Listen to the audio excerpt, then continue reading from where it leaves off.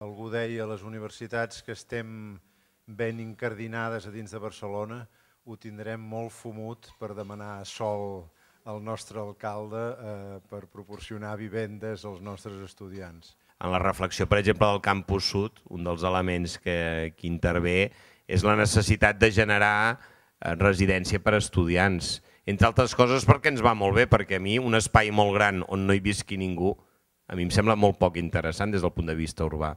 Per tant, jo defensaré que hi hagi bastanta residència d'estudiant en el Campus Sud. Hi ha molta gent, entre els joves més brillants que formem a la universitat, que voldrien tenir iniciatives, però no s'hi poden quedar a Barcelona per al cost de vida. Jo sé que la qualitat de vida pot ser molt bona, va millorant, però la gent d'universitat en general, els sous i les beques són molt baixes.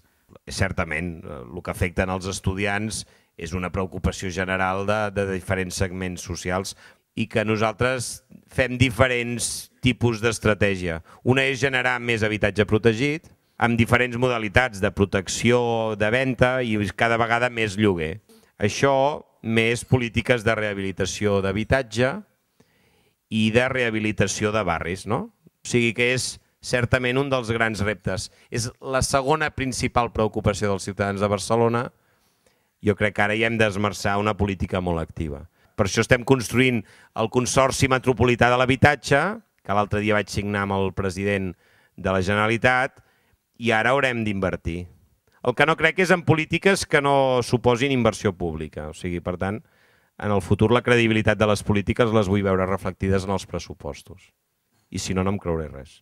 M'agradaria saber quines idees es poden tenir a nivell d'un ajuntament com Barcelona, tan important en aquest sentit, per potenciar i per ajudar a les universitats a la recerca i tant a captar gent de fora bona com que la gent d'aquí no necessàriament hagi de marxar fora.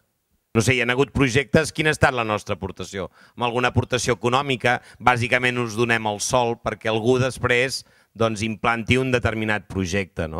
Per tant, jo et diria una aportació material, econòmica o amb el sòl, que és la nostra matèria prima, i després moltes ganes de conciliar esforços, diguem-ne.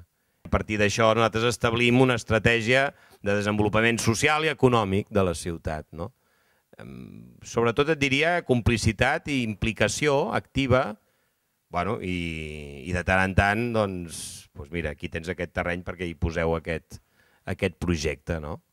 Amb creadors culturals, amb empreses, sempre els dic, ara m'haureu de demostrar el per què no invertiu a Barcelona. O sigui, demostreu-me la raó per la qual no invertiu a Barcelona. O per què heu d'anar a un altre lloc.